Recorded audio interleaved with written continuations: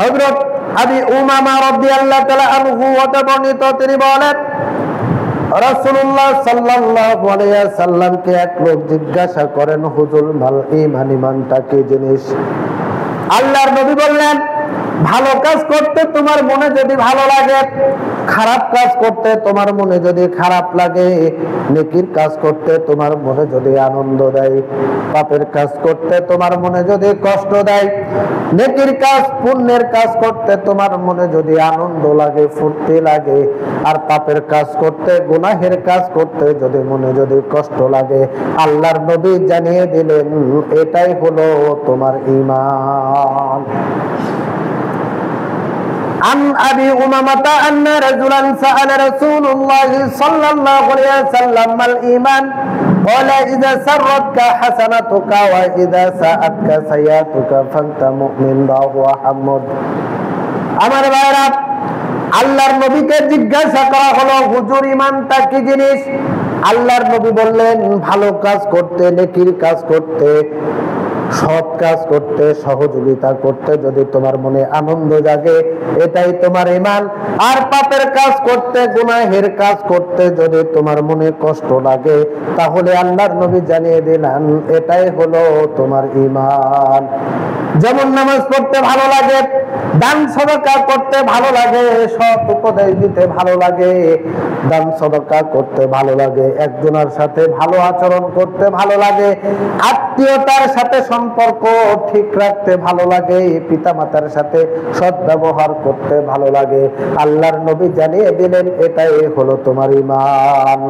পাপের কাজ করতে খারাপ লাগে, মিথ্যে কথা বলতে খারাপ লাগে, এক ওয়াক্ত সালাত ছুটে গেলে খারাপ লাগে, কাউকে সহযোগিতা করতে না পারলে খারাপ লাগে, গুনাহের কাজে সহযোগিতা করতে গেলে খারাপ লাগে, আল্লাহর নবী জানিয়ে দিলেন এটাই হলো তোমার ঈমান।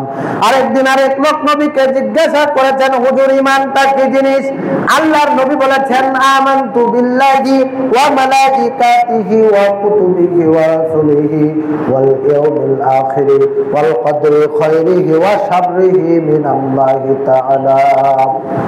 আল্লাহর প্রতি বিশ্বাস করা, নবী রাসূলগণের প্রতি বিশ্বাস করা, ফেরেশতাদের প্রতি বিশ্বাস স্থাপন করা, আল্লাহ তাআলা যা অবতীর্ণ করেছেন সেই কিতাবগুলোর প্রতি বিশ্বাস স্থাপন করা, পরকালের প্রতি বিশ্বাস স্থাপন করা, তাকদীরের ভালো মন্দ যাহা আছে তাহার প্রতি বিশ্বাস স্থাপন করা, এটার নাম হলো ঈমান। তাহলে ঈমান কি জিনিস আমরা কি বুঝতে পেরেছি? ঈমান কি জিনিস? আল্লাহর প্রতি বিশ্বাস করা, ফেরেশতাদের প্রতি বিশ্বাস করা, নবী রাসূলদের প্রতি বিশ্বাস করা, পরকালের প্রতি বিশ্বাস করা, আসমান থেকে যা অবতীর্ণ করা হয়েছে সেই কিতাবগুলোর প্রতি বিশ্বাস করা, আর তাকদীরের ভালো মন্দর প্রতি বিশ্বাস স্থাপন করার নাম হচ্ছে ঈমান। আমার ভাইরা, যেখানে দেখবেন মানুষের ভিড় বেশি, ওঠানামা করে, অর্থাৎ যেখানে বাস স্ট্যান্ড, বিশেষ করে এই জায়গাগুলোতে লেখা থাকে সময়ের থেকে জীবনের দাম বেশি, লেখা থাকে না? এবার বেশি তাড়াহুড়ো করো না, সময়ের থেকে জীবনের দামটা খুব বেশি। আসলে কি তাই আমার ভাইয়েরা? অথচ তার বলা উচিত ছিল জীবনের থেকে ঈমানের দাম বেশি। ঈমান আছে আপনার জীবনের দাম আছে, ঈমান নাই আপনার জীবনের দাম নাই, 4 পয়সার দাম নাই। ঈমান আছে আপনার জীবনের দাম আছে, ঈমান নাই আপনার জীবনের 4 পয়সার দাম নাই। জীবন ছিল কিন্তু ঈমান ছিল না, এমন কিছু ব্যক্তি পৃথিবী থেকে বিদায় নিয়েছে, আরো আছে। যেমন ফেরাউন, জীবন ছিল কিন্তু ঈমান ছিল না, ঈমান না থাকার কারণে তার জীবনের কোনো দাম নেই। আবার নমরুদ, বিশ্ব বেঈমান নমরুদ, তার জীবনও ছিল কিন্তু ঈমান ছিল না, ঈমান না থাকার কারণে তার জীবনের 4 পয়সার দাম আল্লাহর কাছে নেই। আবু জেহেল, আবু লাহাব, আবু সুফিয়ান, আবু জেহেল, আবু লাহাব, উতবা, শাইবা, মুগীরা, তাদের জীবন ছিল কিন্তু তাদের ঈমান না থাকার কারণে তাদের জীবনের 4 পয়সার দাম আল্লাহর কাছে নেই। পৃথিবীর বুকে যত মানুষের পৃথিবীতে কিয়ামতের আগ মুহূর্ত পর্যন্ত আসবে, প্রত্যেকটা মানুষের জীবন থাকবে, কিন্তু ঈমান যদি না থাকে, আল্লাহর কসম করে বলি, আল্লাহর কাছে তাদের জীবনের 4 পয়সার দাম থাকবে না।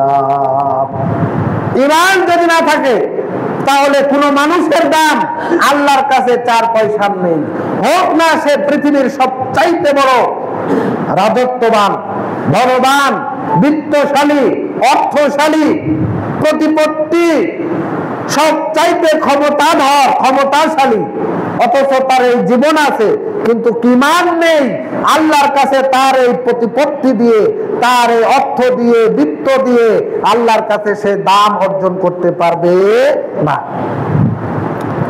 কিন্তু একজন রিকশাওয়ালা, ঠেলাওয়ালা, দিনমজুরি, মানুষের কামলা দিয়ে খায়, দিন আনে দিনই খেতে পারে না, এমন ব্যক্তি কিন্তু তার ঈমান আছে, আল্লাহর প্রতি অগাধ বিশ্বাস আছে, ভরসা আছে, আল্লাহর প্রতি ঈমান রাখে, রাসূলের প্রতি ঈমান রাখে, কিতাবগুলোর প্রতি ঈমান রাখে, ফেরেশতাদের প্রতি বিশ্বাস থাকে, পরকালের প্রতি আছে, তাকদীরের ভালো মন্দের প্রতি তার অগাধ বিশ্বাস রয়েছে, একনিষ্ঠতার সাথে আল্লাহর ইবাদত করে, এমন ব্যক্তি যদি সে সবচাইতে দরিদ্র, হতদরিদ্র ব্যক্তিও যদি হয়, তবুও তার ঈমান থাকার কারণে সে আল্লাহর কাছে সবচাইতে বেশি দাম।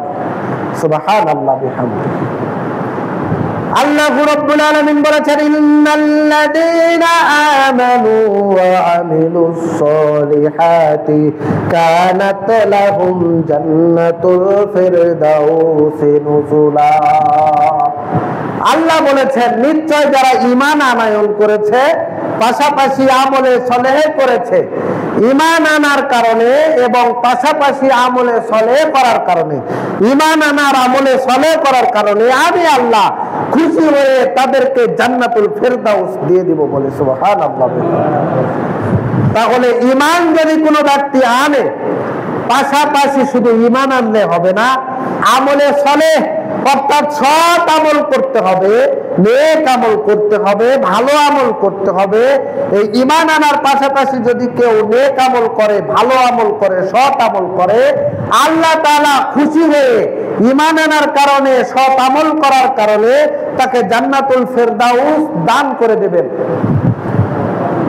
সূরা কাহাফ 107 নম্বর আয়াত।